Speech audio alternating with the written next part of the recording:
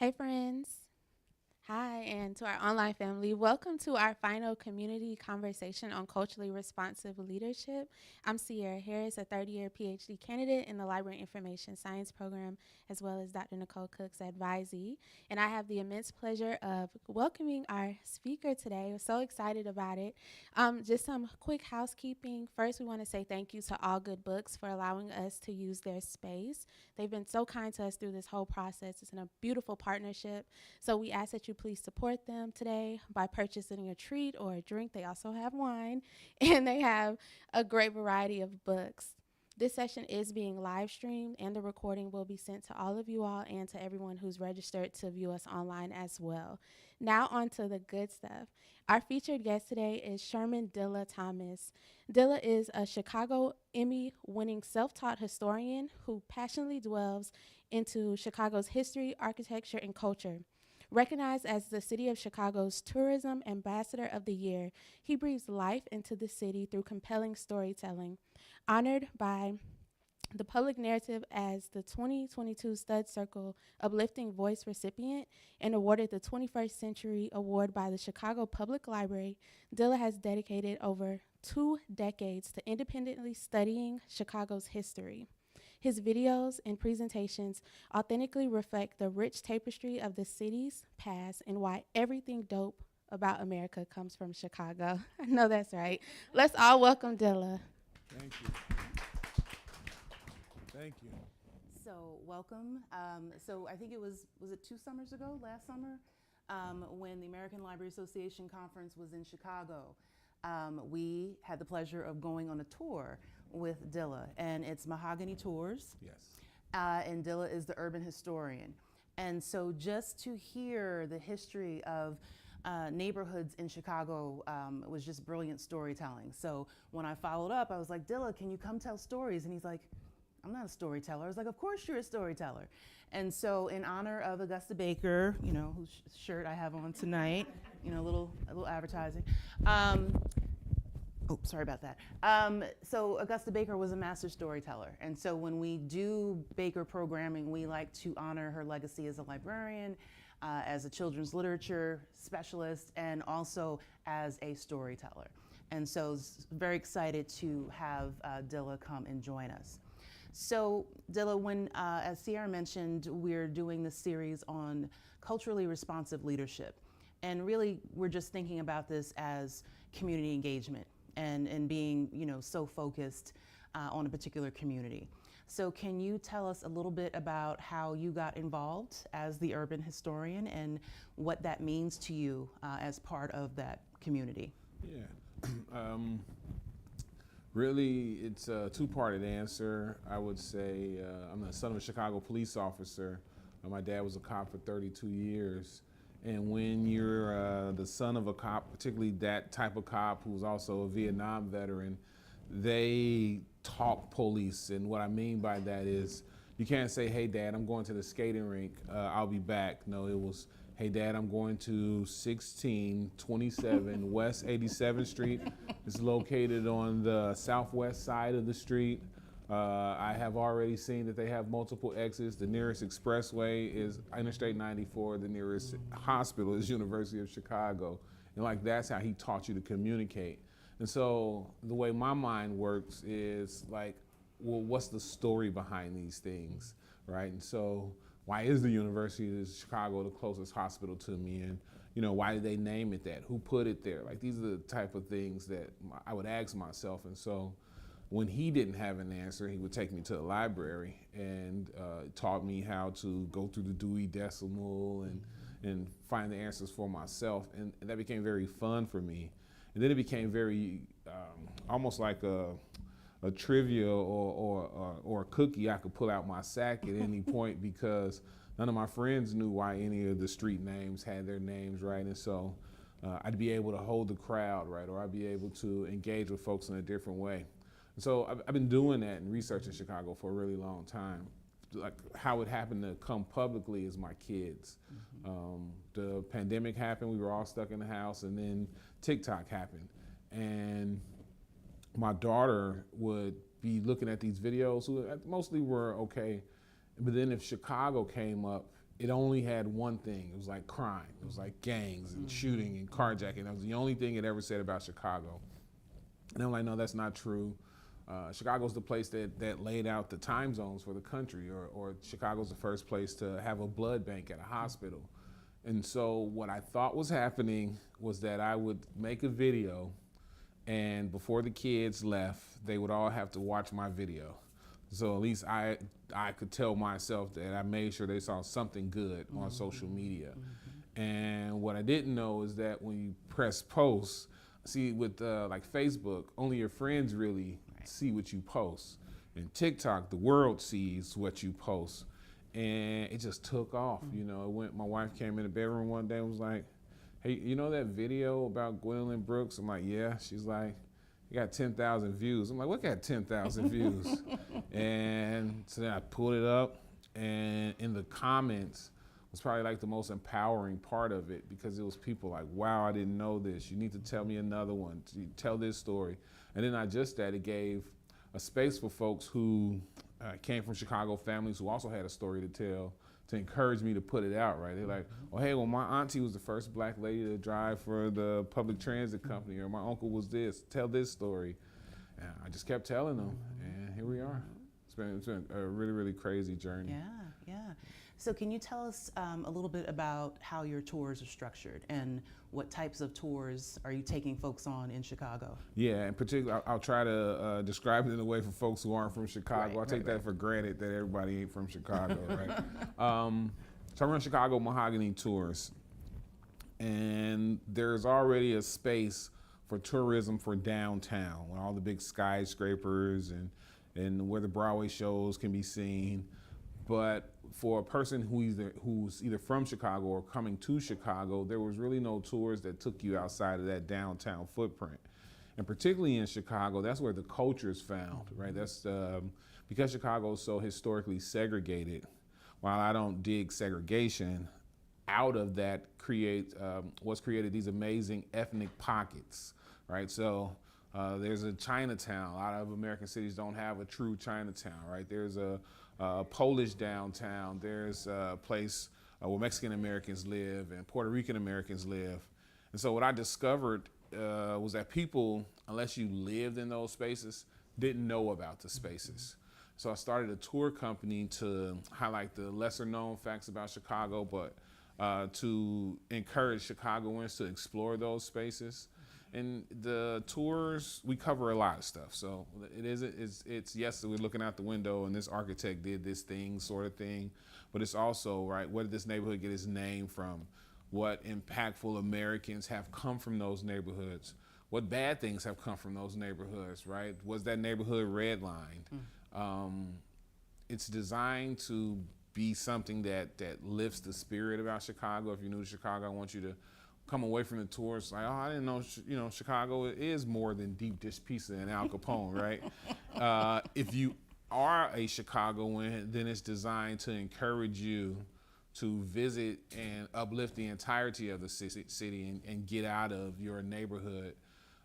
There's no routes, right? That's like my magic trick. I can pretty much be anywhere in Chicago and know where I am and know about the history of that space, but it is like neighborhoods, right? So there's probably there's only one me, so I can't, be everywhere at all times. So I rotate the neighborhoods. 1 month I'll be in Bronzeville, which is a historic black neighborhood. The next month I'll be in Bridgeport, which is a historic Irish neighborhood. The next month I may be in Pilsen, which is a historic Mexican neighborhood. And I just rotate the weekends like that. And then during the week, they're mostly private tours, right? So business organizations, schools, colleges, family reunions, that sort of thing. I take them out through Chicago. Excellent. So we're gonna do the conversation a little bit differently tonight. I really want to take advantage of Dilla as a storyteller. So I'm gonna turn it over to Dilla and hear some stories, and then we'll have some time at the end of the hour if there are any questions from our audience in person and online. So. Wow, shoot, jump right in, right? I'm always, that's such a good place to start because it really puts me on the spot. I guess the first story that I like to tell is the story about the city's founder. And so we have the distinction of being one of the only major American cities to be founded by what we would today refer to as a black guy. His name is John Baptiste Point du Sable. It's okay, Chicagoans pronounce it du Sable, but the Haitians wouldn't like it if you say du Sable, it's du Sable. So his name is John Baptiste Point du Sable. He was half Haitian and half French. So his mother was a French lady. His mother was a Haitian woman of African descent born on the island of Haiti. And then his father was a Frenchman. So leading up to the Haitian Revolution, there were smaller skirmishes. And sadly, his mother died in one of those skirmishes. And so his dad, being, I guess, a stand-up human being, took the boat from France to Haiti and got his son. He took him back to France, and he educated him. Put him through school, and then he raised them in the trade that he had, which was a pirate. So du Sable's father was a pirate, and this is around the 1760s. This is right before the Revolutionary War. And so if you're a pirate, you probably need to be bilingual, because in the 1760s, there are only really two major navies, the Redcoats and the Spaniards. And so if you minimally can't speak English, how can you bribe them when they board your boat? They're gonna take everything and you're gonna be out of luck. Same thing with the Spanish. And so he grew up as a person of French heritage. He could speak French. He could speak like a Haitian patois, right, or the dialect of the folks from Haiti. Then on the boat, he picks up Portuguese. Picks up English. I'm a historian, not a linguist, but as I understand it, if you can grab Spanish, then that makes Italian a little easy to pick up, so he picks up Italian. And so then now he has this ear for dialect. His father takes him to what was then French Louisiana, because we hadn't done the Louisiana Purchase yet. In fact, America hadn't done the American Revolution yet. And so, but there was chattel slavery in Louisiana. And so when he gets there, they attempt to kidnap him as a runaway enslaved person. But because he can cuss everybody out in their native tongue, they quickly realize that he is not an enslaved person. And then because it was a French territory, the French Catholic Church gave him freedom papers, which allowed him to explore. Now, if you look at the map of the United States, right down the middle of the country is the Mississippi River. Like, pretty much runs exactly down the middle of the country. And the Native American homies have been trading down the Mississippi River for time immemorial, right? And so they would send trading liaisons down the Mississippi to trade with the French in New Orleans. And what's been lost to history is how did some Native American dudes get a half black, half French dude to get in the canoe with him? But he did. And he goes up the Mississippi River. He ends up arriving in a place called Peoria, Illinois. And Peoria was a place where a guy by the name of Chief Pontiac, so the Pontiac automakers are named after the indigenous Native American Chief Pontiac. And so that's where Pontiac and his crew, he was a Potawatomi descent, and Chief Pontiac was the main dude there. He had a great niece by the name of Kithiawatha. Kithiawatha's brother meets du Sable, and she's like, hey bro, you're a bad mother, shut your mouth, you should marry my sister. So he marries Kithiawatha, and they continue up the Mississippi River, and they cross the Chicago River, and they set up shop. And this is before Chicago was a thing. There were people who would pass through Chicago, but no one permanently stayed except for the indigenous Native Americans. John Baptiste Point du Sable is the first permanent resident of what we today call Chicago. And he's the reason why Chicago becomes a Chicago, because of his ability to speak these languages. He could speak French, so he could trade with the French folks who were in Quebec, and he could get these exotic furs from all kinds of animals that only could be found in Canada at the time. His ability to speak Spanish is the reason why he could get these exotic fruits called oranges and apples, because they didn't naturally grow in Chicago. And then he could get various forms of currency because of his ability to speak Portuguese. And so he creates a trading post, and then we start the Revolutionary War. And then that forces the Native Americans to kind of pick a side. Those, you're either gonna be with the British or you're gonna be with these new patriots. So that also made things not very trusted, because you didn't know who was on either side. But because of his combined heritage, and he's married to an indigenous Native American woman, his trading post was trusted. And folks realized that he hadn't picked a side. He wasn't on either side. So they could run their goods and services through there. And then finally, the Redcoats discover him and they kidnap him. They take him back to a fort not too far from Detroit. And by the time they arrived, they realized that he's the smartest dude among them. So they put him in charge of their pinery, what we would call like a PX today. And because he married above his weight class, his wife stayed there and she kept the shop running. And so that also kept currency coming in. They were probably the wealthiest folks in the entirety of the Midwest. Then the Revolutionary War ends and they return Dusab back to Chicago and he continues to trade.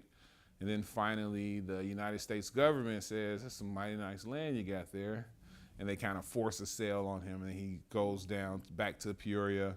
Then finally to Cahokia. Cahokia is a city in southern Illinois. It's the largest architectural Native American site, archaeological Native American site in the entirety of the continental United States with the exception of New Mexico. And it's there where he passes away after having 2 kids. And it took, so this half black, half French guy literally puts Chicago on the map, literally makes it safe.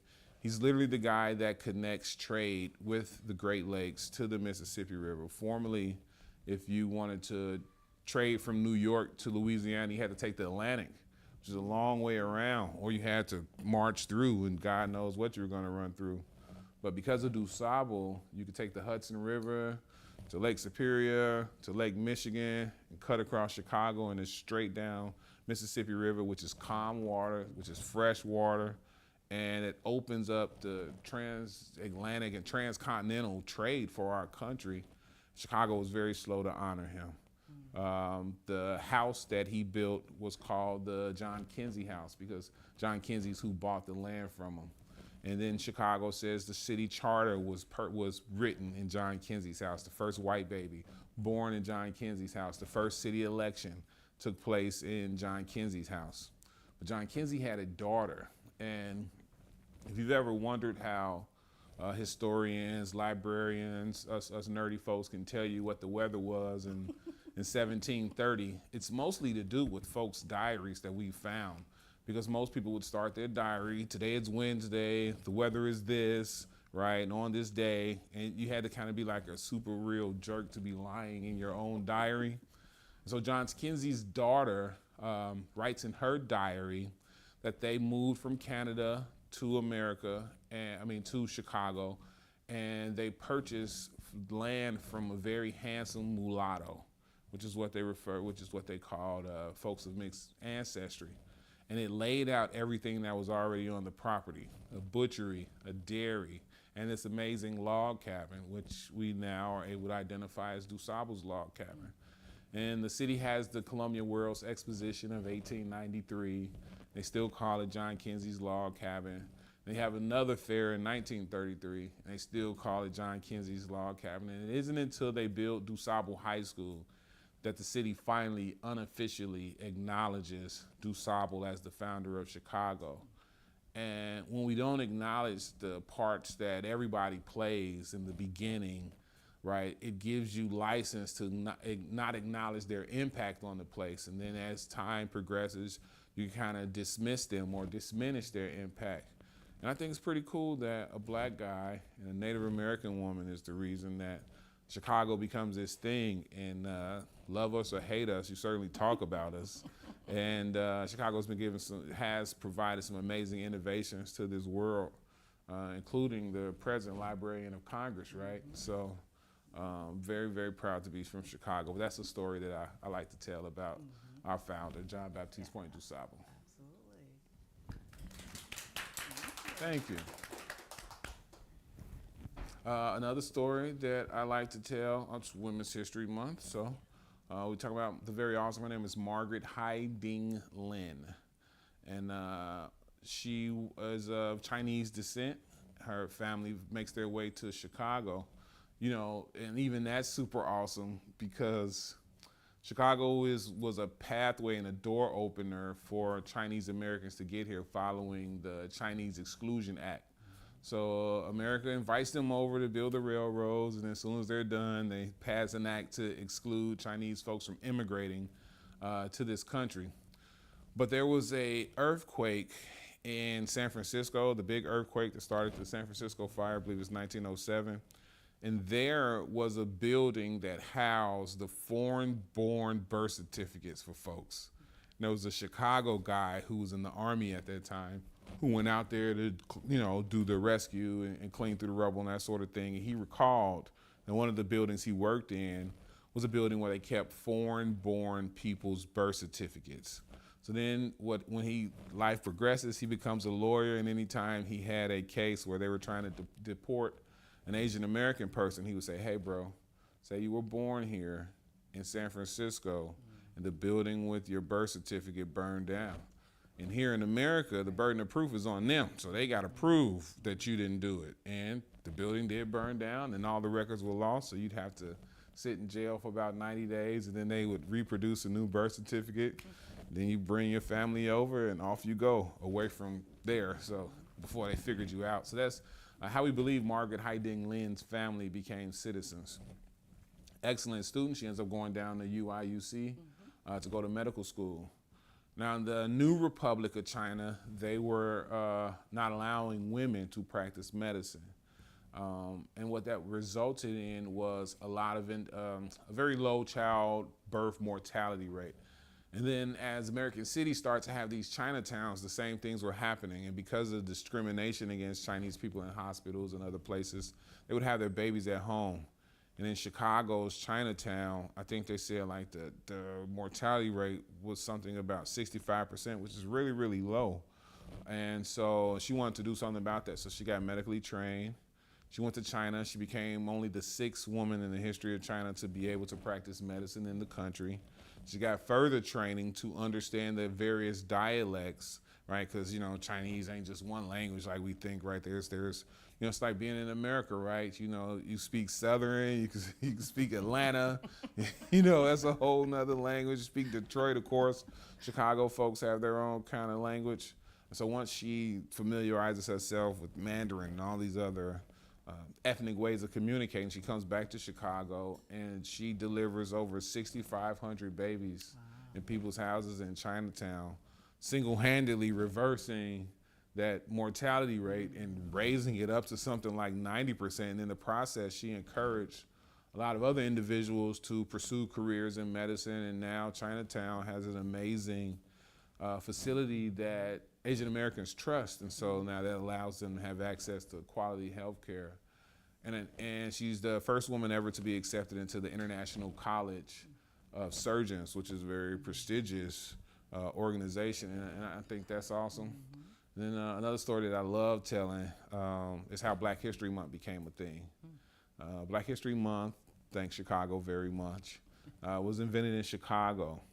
A gentleman by the name of Carter G. Woodson, who's the father of Black history, was in grad school at University of Chicago. And like Georgiana Simpson, who's the first Black woman to receive a PhD in this country ever, they were not allowed to live on the dorms. And so they would live in the what was then called the Black Belt. And in Carter G. Woodson's situation, he lived in a place called the Wabash YMCA. It's the first YMCA in this country to allow African Americans to use the full services. And it was the gift of this cool Jewish dude by the name of Julius Rosenwald. Rosenwald helped fund the building of the Wabash YMCA. And so then it became like this hub of thought. And so anytime anybody cool and Black was in town, they would probably stay there.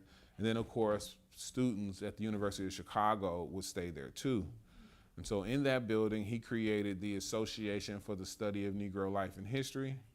And that association decided to come up with this thing called Negro Achievement Week. And so before Black History Month was Black History Month, it was Black History Week.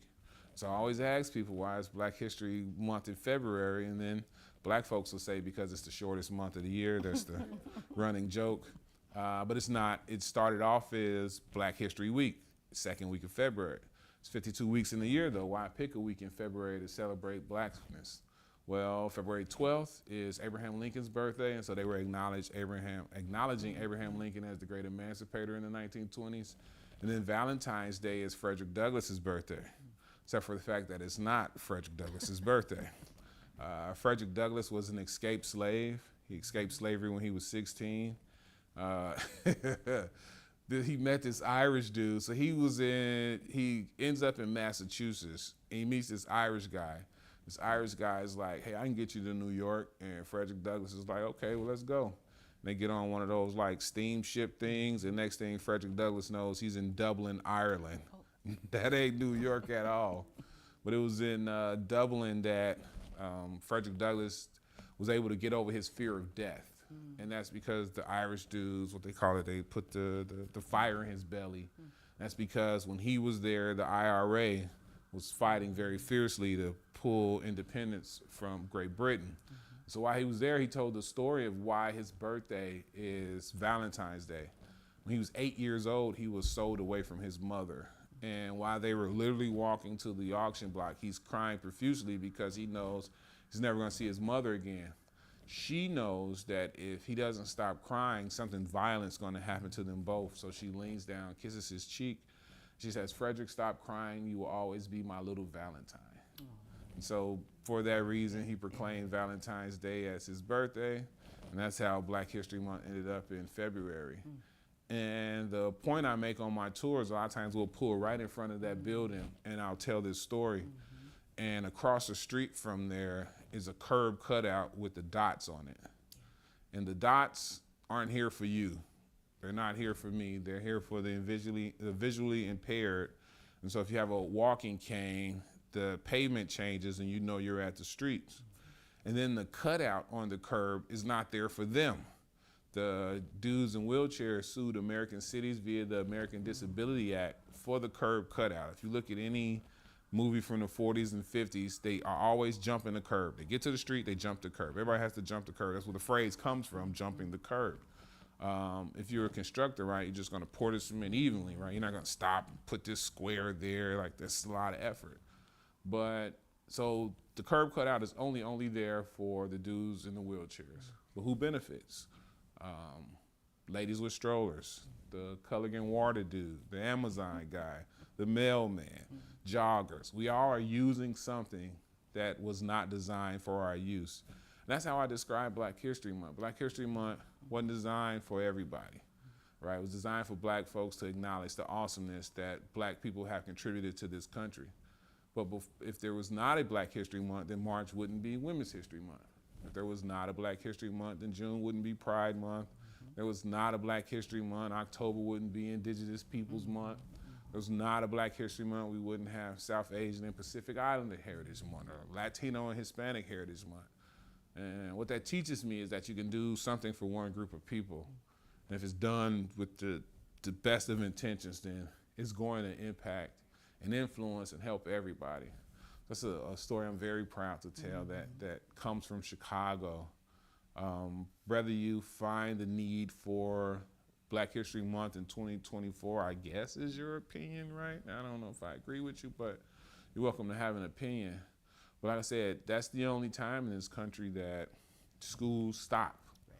And it'll tell you, right, that, Dr. Daniel Hale Williams, oh, that's the next story.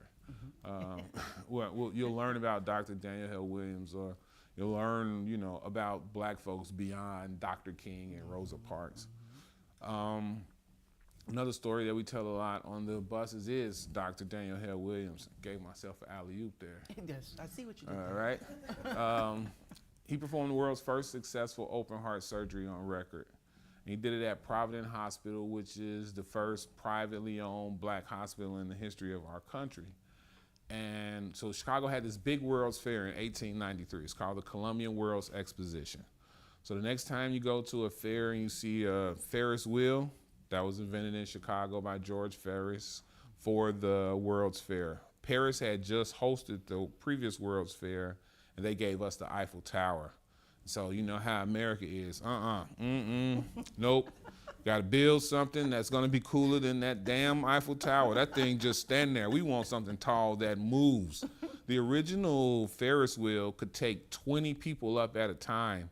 The cars were basically about the size of minivans, and it took 2 hours to get around because that's how big it was.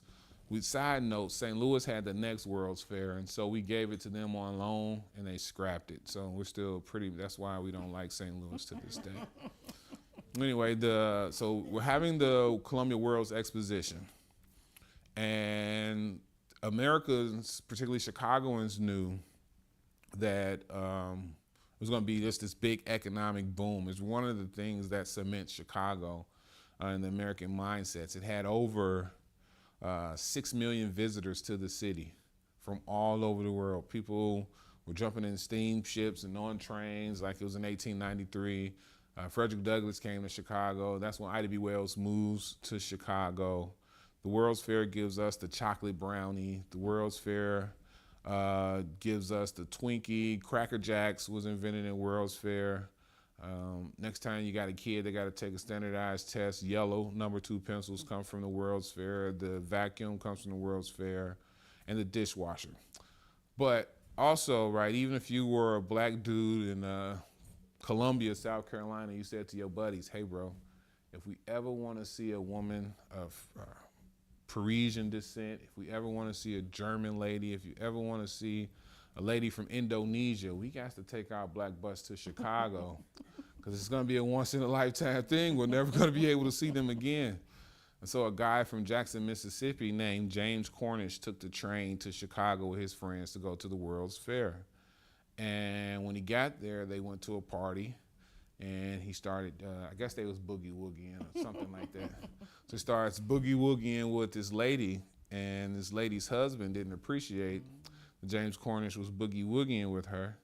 And since men have the emotional maturity of 3-year-olds, the guy stabbed James Cornish in his chest twice. Now, I'm a historian, not a doctor, but as I understand it, our hearts sit inside of a sack, right? And so the knife nicked that sack, causing James Cornish to internally bleed. And because Chicago had the first private all-black hospital, that's where they took him. And Dr. Daniel Hale Williams was there that day. And Dr. Daniel Hale Williams opened up his chest, and he sewed that abnormality up, saving James Cornish's life and performing the world's first on-record successful open heart surgery. James was 26 when he got stabbed. He lived to be 74. So the surgery was certainly a success. Now, as impressive as that is, you have to really level set 1893. So if the good Dr. Cooke will pick something not serious, we're gonna pick something not serious, mama. So if she was gonna get surgery on her big toe, right? Me and mama would be standing around the bed, and we tell you count to 10, and when you got to 6, you'd be asleep because of anesthesia. Right. No such thing as anesthesia in 1893. If you're going to have surgery on your big toe, the doctor's typically going to want an x-ray. No such thing as x-rays in 1893. They have these big, bright LED lights illuminating us now. No LED lights in 1893. There's a tool that the doctor uses to crack your chest plate to even get inside your chest cavity. Tool wasn't invented. He had to get in there that way. And so with no anesthesia, no bright lights, no x-rays, no modern surgical tools that we have today, a black dude on the south side of Chicago performed the world's first successful open heart surgery. What has that done to medical history, and how many lives has that saved? It was formerly thought that you couldn't do that. It was, actually taught in medical schools. You can't, perform surgery on anybody's heart or in their chest for anything, right? Their lungs or any of that. Now we do kidney transplants, which is also the first one ever done, Chicago. First at Little Company Mary Hospital, which is in Evergreen Park, but that's like saying Columbia and West Columbia, right? It's like you just walk across the street and now you're in West Columbia. So those are some of the stories that I tell. One of the stories that went viral was the taxi cab wars. I try to not tell stories about violence, but that was a pretty good one. There's, so you've heard of the Yellow Cab Company, and then there's Checkered Cab Company. Checkered Cab Company was founded in Oak Park, Illinois, which is a suburb of Chicago. Yellow Cab was founded in Chicago by the name of a guy that you certainly have heard of before. And we went from horses to cars kind of fast, right? Like that technology. The first ever American car race was in 1895. And then by like 1910, cars are a thing and they're populating everywhere. And most of the time technology don't, like right? The cotton gin, all these other kind of things took a couple decades before the whole country got behind it, but cars wasn't one of those things. And so the guy who ran Yellow Cab was smart enough to bribe the city council, because you needed like these medallions to operate a cab, and then you would have rights to certain areas. And so he bribed city council to get the rights for downtown, which meant Checkered only could work outside of downtown. And then and now more people need a cab downtown than anywhere else. So these are before the days of air conditioning in cars and that kind of stuff. So yellow cabs would stage on this street called Wells Street. They would all line up toward the middle of the evening. They would have their windows down to vent the car out, especially on a summer day, because no air conditioning is probably hot as what in there. And then also, we didn't have like deodorant like we got now and all those other things. So for a whole lot of reasons, they were letting the cars air out. So the checkered cab guy thought that it'd be a good idea. He said, hey, if we threw stink bombs in their cars, then they would have to take them offline, and then we could come in and steal all their fares that day. Excuse me. So he does. They roll by and they throw stink bombs in all the yellow cab's cars, and then they drive off. The guy who owned Yellow Cab wasn't talking about stink bombs. He went and bought revolvers for every one of his drivers, and then they found a checkered cab car, and they shot the car up. So then that checkered cab guy went and got his friends, and they went to Yellow Cab headquarters, and they blew the headquarters up. So then Yellow Cab came back. And this, you can look it up. It's called the Taxi Cab Wars from 1922 to 1930. Downtown streets were a war zone because of the cabs, right? They would just, is that checker over there? And they get one of those Tommy guns and shoot the car up. And the only rules between the two were not to do it if passengers were in there. Over 10 cab drivers died, dozens were injured.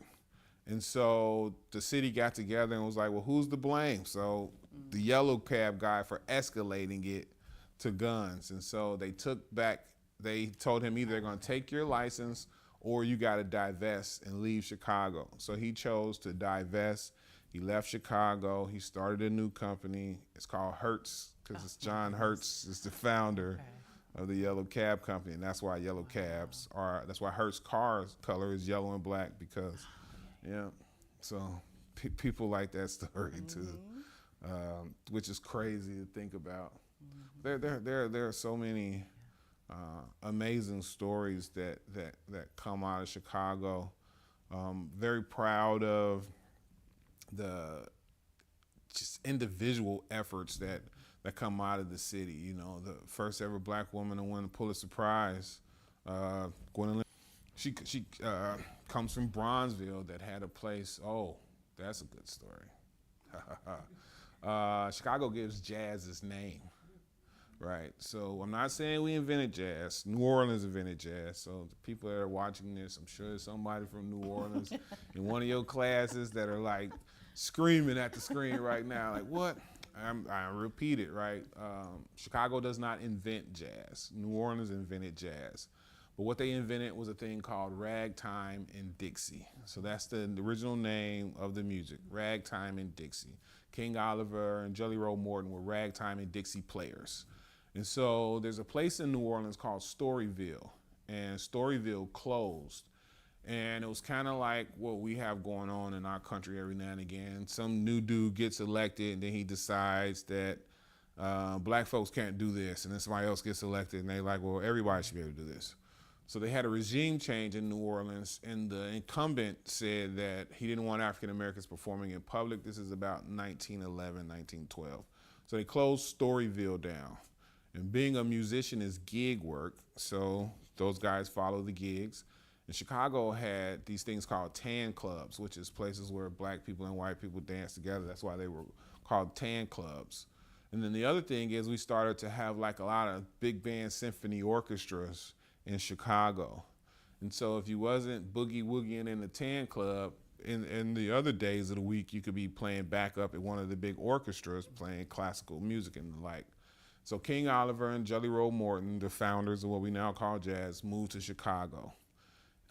Chicago also pioneered the player roll pianos, which was another one of their gigs. So if you like watch one of those old movies and the dude's playing the piano, and then the phone ring and he get up and answer it and the piano keeps playing, right?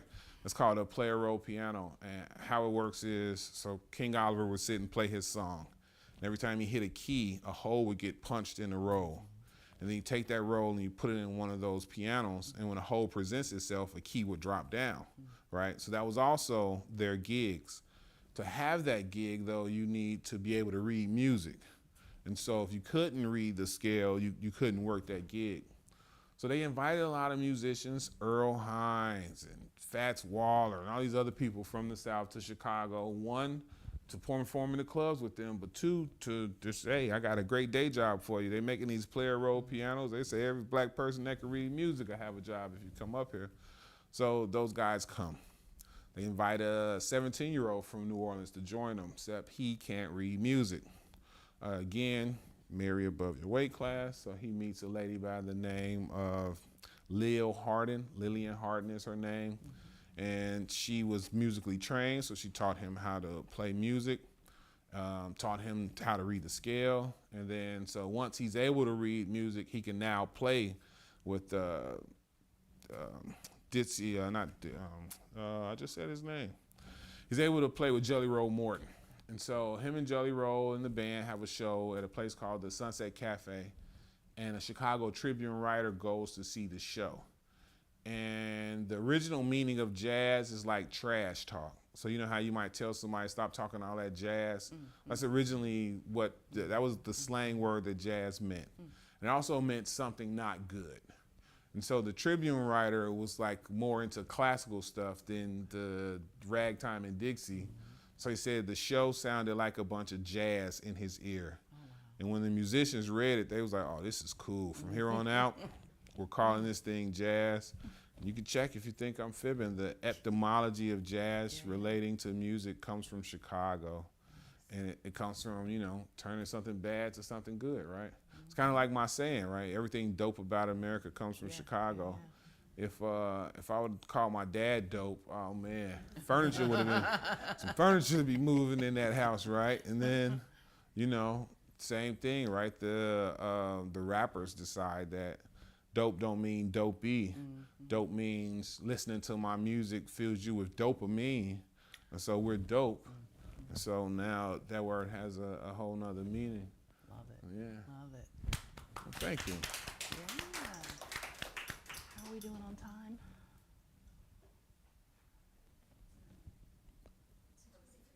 Okay, we're good. All right, so perfect. That was a perfect segue. Thank you so much. So we're going to open it up to our audience, and we may have some questions from our online family as well. I'll start with an online question. So this question is asking you, how do you navigate different cultural and racial neighborhoods with your tours? Do you have any issues? I do. That's a great question. I should say I did. It all starts with like intentionality. And I don't know if it's a real word. The librarian boss will be able to help me out here. But I call it the zooification of people. Right. And what I mean by that is if I'm in Chinatown, like, oh, look at those little Chinese kids right there. Ain't they so cute? Right, and that's like this is where you can get the best egg rolls, and this is, where the crab ragoon is banging, and come here for karaoke, right? If that's the extent of my tours, then that's the zooification of Asian Americans. And then they should be upset that I'm over there.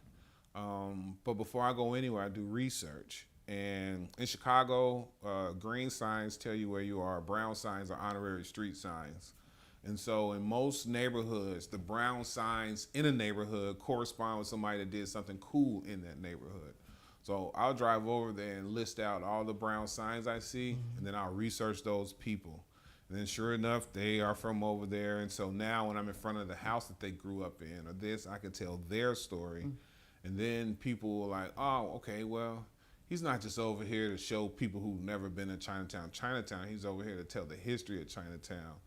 And if you pull it history enough, there's like intersectionality that you're going to find on one end or the other. And initially the only jobs Asian Americans could get is working in restaurants, owning their restaurants, or washing, right? And so that's why they open a whole bunch of laundromats, because it's like you gotta do what you gotta do. And when the Great Migration started, there was, the Great Migration from 1915 to 1970. About 6.5 million black folks left the South to come to the North. And they're leaving I call them the big mamas. The big mamas leaving the plantation where they were people who would hand wash for people and that sort of thing. So they teach these Asian American, it's like right now, black, white, purple, or green, somebody show you how to get the spaghetti out your shirt. You're gonna be like, oh, this person is cool. So the black ladies taught the Asian American ladies different washing techniques, and the Asian American ladies taught the black ladies different folding techniques, so you could carry more when you did. So like it was this beautiful exchange, and they would have these conversations with each other. They both,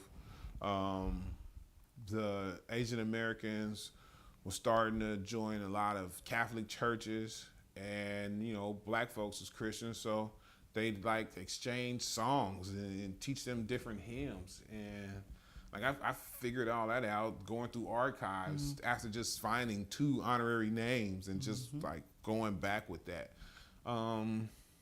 Sometimes we was just in this place called the Chicago Union Stockyards, and it's in an Irish neighborhood. And dude drove by and he yelled, "Go back further south," right? Telling us to go further on the south side where black people lived. And I had like 40 people on the bus. We got out to talk about this particular monument. And, on the one hand, I kind of thought it was hilarious because like it's okay to say anything doing 40 miles per hour out a window. And then like I immediately start to feel bad for people. Like I wish I was more Malcolm than Martin, but I'm like, you really gotta not have a cool life at home if seeing this multicultural, diverse group of people in your neighborhood pointing at something that's obviously nerdy, that made you wanna have a racial episode moment. There's more stuff in your life that's, when I'm driving home off of work, I'm thinking about them raggedy kids, and you know what I'm saying? I wonder if they ate the big piece of chicken, who I gotta cuss out about that when I get home. But I'm also excited to see them. I'm ready to see the little huge pit bull we got. I'm like, it's so many other things on my brain, so one, that's how I navigate it, but 2, people who follow my page, please follow my page. They'll see that I tell a diverse array of stories. So I'm a black guy with a hat on who wears Jordans. It's gonna come out black because I'm a black guy. But I'm telling Irish stories, Italian stories, Native American stories, Asian American stories, right? If it comes out of Chicago, I try to uplift it. And most of the time my intentions went out. And so, even black people, right? They'll see I bring 40 white people to the South Side. And the first thought is, you bringing him there so they can gentrify, so they can see something that they want to buy. But then if you stop and listen to what I'm saying when we're out the bus, you immediately see that I'm trying to convince them that this space does and always has had value and been an asset to the city. And like now, the greatest compliment I just got is the movie Boys in the Hood. And when Furious Styles is standing in front of that sign, and he's teaching them the lesson on gentrification, and then the Crips walk up, then the old man walk up. Like somebody called me the Furious Styles of Chicago, like my heart jumped out of my chest. I'm like, yo, that's what's up, right? So I just let my intentions handle it for me. Excellent. Do we have a question from the audience before I go back to our online family? Okay. So this next question, is there anything special you do on your tours for holidays or cultural events? Yeah. Cultural observations? See? Y'all done walked into this Chicago Love Fest. Just y'all asking them questions. Let me make sure my hair ain't popping the mic. Yeah, for sure, right? Because Labor Day comes from Chicago. Labor Day as a holiday was created because the Pullman workers went on strike, and unions most of the time won't cross a picket line. So because the Pullman workers went on strike, the National Railroad workers joined the strike, and Eugene Debs wouldn't let them connect any Pullman trains. And so in the days of no airplanes that shut the country down because you couldn't get mail through, medical supplies through, food and services through. So the United States government sent the army in, to break the strike. And as an apology for using force to break the strike, Grover Cleveland gave us Labor Day. So if it's Labor Day, we're in Pullman, right? I believe you guys took a Pullman tour. Rudolph the Red-Nosed Reindeer comes from Chicago. He does not come from the North Pole, sadly. So during the Christmas, we go near downtown. Rudolph comes because two big stores in Chicago. One was formerly called Marshall Fields, and then the other Montgomery Ward. And so Marshall Fields created this candy, Franco candy. It was like chocolate and mint. They probably sell Francos down here. And so if you got crumb snatchers, like I got crumb snatchers, they want you to go Christmas shopping at Marshall Fields because when you walked in, they would give free Franco candy bars away, right? And so Montgomery Ward couldn't keep up with the Christmas sales because they ain't got no free chocolates. So, when you go through a catalog or whatever, there'll be a copywriter who's describing the thing that they're selling. And this guy named Robert May was a copywriter. And so they went to Robert May and was like, hey, can you create a coloring book that we could do as giveaways so that when kids come, we can kind of keep up. And the thought was, particularly in the 30s, that paper was cheaper than chocolate. And so he was a kid who grew up with a stuffy nose. His nose was always red. His office overlooked Lake Michigan. And it was a foggy day and he couldn't see the lake like he normally could. He's like, man, I wish I had a spotlight to see the lake. And then he said that's how it came to him in that moment. So he drew and wrote the story of Rudolph the Red-Nosed Reindeer.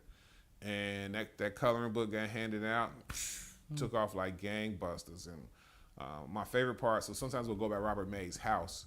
And my favorite part about that is, so now there was several Rudolph stories, right? It's not just the claymation one that we know, but every year Rudolph did something different. And then when Robert May got close to retiring, Montgomery Ward Company, as a retirement gift, gave him the rights. So, like right now, if you create something awesome on University of South Carolina's computer, it belongs to University of South Carolina, right? And so it was the same thing. Montgomery Ward owned the rights, but when he retired as a retirement gift, they gave him the rights to Rudolph. So his brother-in-law wrote the jingle, Rudolph the Red-Nosed Reindeer, and then they hired an animator to create the show that, so it's like stuff like that, right? When it's, Valentine's Day, we don't go by the garage for the same Valentine's Day massacre because that ain't cool. But there, I may take you by where Barack and Michelle had their first kiss, stuff like that. Yeah, and like I said, we're cultural too, right? So if it's September, Hispanic and Latino Heritage Month, we spend most of our time in brown neighborhoods. Awesome, thank you. I'm riveted, but you haven't told us a sports story yet. I would love to know, anything that you have found in your travels that are related to, baseball, football, basketball. So it's a lot in all three of those too. So it's a University of Chicago football coach. His name is Amos Alonzo Stagg. He's like the Forrest Gump of sports history because when Naismith was in Massachusetts working for the Y when he cut the peach basket and created basketball. And he was teaching a physical education class. And Amos Stagg was one of the kids who played the first ever game of basketball, which is already mind-blowing, like already historic. But he's more into football, and so he becomes a football coach at University of Chicago. The first ever Heisman Trophy winner was a University of Chicago player. Amos Stagg is the guy who invented putting the numbers on the back of football jerseys. So he was just like at a game in Chicago, and it was like, how in the hell do we know who any of these people are, right? Yeah, like I almost run down there and look at their faces, and then it was a lot easier, right? The helmets was just like literally a leather hat that you wore, so you could still see them. It wasn't like the protection that they have today. But he's the guy that came up with putting numbers on the back of jerseys, which is really, really cool. If you watch Oppenheimer and they show Chicago, they're playing on the Manhattan Project happens under Stagg Field. Stagg and Newt Rodney are the guys that invent the huddle. So it used to just be, just play. And the guy would scream out what he wanted. And the T formation was invented in Chicago, but the huddle, those are the two biggest impacts for sports. The huddle for football, the huddle and put numbers on the back. And then, of course, George Halas and the Bears are original founders of the NFL. I love how the Bears got their name because most sports teams, so football comes after baseball. And it came after baseball professionally too. So most cities, the football team would be named for the baseball team, right? You had the New York Giants when the Giants played baseball too. It's a number of examples of the football team and baseball team having the same name. And so the original home for the Chicago Bears was Wrigley Field, where the Cubs played. But George Halas was like, my boys are way bigger than Cubs, so we're going to call them the Bears. And that's where the Bears get their name from. Of course, the point spread was invented in Chicago, so you can thank us for that if you're a gambler. A mathematician at the University of Chicago got tired of just doing straight bets, so he came up with the point spread. He wanted to try it out, but he didn't want to try it out on a real game. So he convinced Charles Comiskey during the 1933 World's Fair. So the New York Giants were in town, like 6 of their players, and then he found out that it was like 4 Yankees. The Braves weren't always in Atlanta. They played somewhere else. A couple of the Braves, I think it was St. Louis Braves, as a matter of fact. St. Louis Braves was there. Then, of course, the Cubs and Sox. So he convinced Charles Comiskey to host an exhibition game in 1933 with all the major league players, and then he divided 2 teams because he wanted to try out the point spread. And that became the first ever Major League All-Star game. Oh, wow. So first ever Major League All-Star game took place in Chicago. And then Chicago breaks the NBA. So sadly, like a lot of the other sports, the NBA, NFL, it was segregated. And the NBA was segregated too. And the first NBA champions are the Minneapolis Lakers, right? They played in Minneapolis before they went to LA. That's why they got the Lakers in their name, right? Because they were great, all the lakes, right? Yeah. So the Minneapolis Lakers are the NBA's first champions. And like right now, LeBron has the scoring title. LeBron took it from Kareem. Kareem took it from Wilt. Wilt took it from, I think, Pistol Pete, and Pistol Pete took it from George Mikan. George Mikan is the first ever NBA star. He went to DePaul.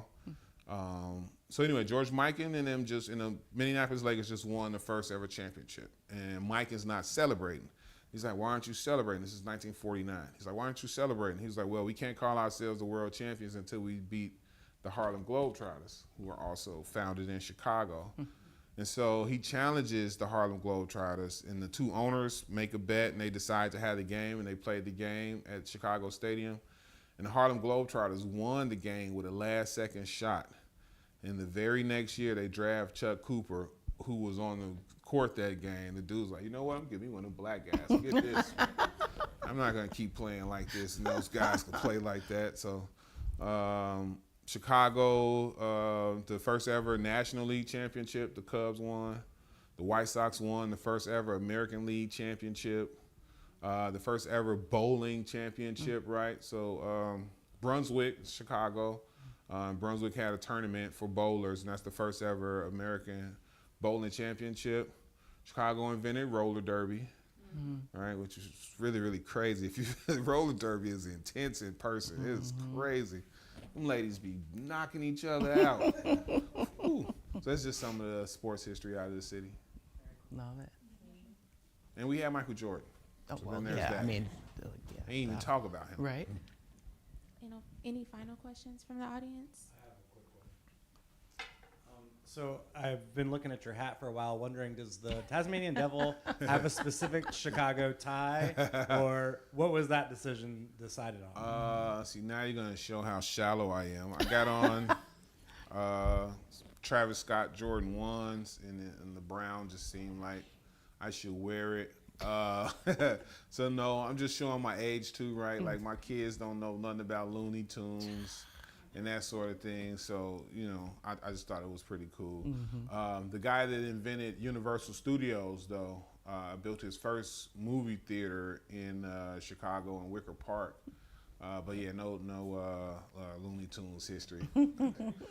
Just a middle-aged dude that liked the Looney Tunes. I'll close out. I really love this question. So what sort of conversations or stories have really surprised you while you've been doing your research? Man, maybe not what stories, but sometimes who's telling me the stories and how I find myself in those spaces. There's a gentleman by the name of Tamil Black, who's a Chicago historian. He lived to be 102 years old, which already makes him pretty awesome. And I was invited to Yad Vashem, which is the International Holocaust Museum in Jerusalem, to tell his story, because he's what they refer to as a black liberator. I didn't tell the Hennessy story. Sorry I didn't tell the Hennessy story. But anyway, so he's 102 years old. He's like who I'm trying to be. And so as I'm starting my public historian journey, everybody's like, you got to go through the Studs Circle archive. You got to go to Jane Addams' Hull House and go through that archive. You need to go bury yourself in the Vivian Harsh collection. And you need to go see Tamil Black while he's still around. And so I do all those things because I'm taking this very seriously. I feel like it's, I don't want to call it a weight, but like a responsibility. I was just meeting the young lady who's of Gullah Geechee descent. Yeah. And a lot of that information that we know about was orally passed down. Right. And so I feel like I'm Chicago's next griot, and I need to take it serious. So I go see Tamil Black, and he moved to Chicago in 1918, which is already mind-boggling. Went to school with Harold Washington, who was Chicago's first black mayor, Nat King Cole, Red Fox, Dinah Washington, like these heavyweights in American society. So that's crazy to like be hearing about Red Fox. Him having to loan John H. Johnson a pencil because John H. Johnson, the founder of Ebony and Jet, moved from Arkansas to Chicago and was so poor that him and his brother would like swap pants every day because they only had 3 pair of pants among them. And, when they were in school in Arkansas, it was like so much teacher talking to you and you listen. He didn't have school supplies. So I'm already enthralled in his stories. And then, so before the armed services were segregated, right? And then Eisenhower, Truman, right? No, sorry. Eisenhower integrates the armed services. And so first they wouldn't let blacks fight. And then when they let them fight in World War II, the new plan was put them in the front, let them catch the bullets, and then we'll come from behind and be the heroes. And so there's Buchenwald concentration camp and Auschwitz concentration camps, which are two most horrific concentration camps during World War II. And so they put the brothers in the front to kick down the walls of Buchenwald, thinking that they would get slaughtered. But it happened to be a platoon full of brothers from Philly, Detroit, and Chicago. So the Germans got their ass kicked that day. Woo. And so when the Jews hear how fierce the Americans are fighting on the outside of the gate, that makes them fight on the inside. And they start fighting their way toward the gate. When the gate swings open, they were expecting to see, square chin with a dimple there, white dudes, and they see a whole bunch of soul brothers. A Jewish dude from Poland ain't never seen a black guy from Chicago before. So it was like this moment of like, And then one Jew just breaks out the crowd and runs and wraps his arm around the first black soldier he sees. He starts kissing him. And that's Tamil Black.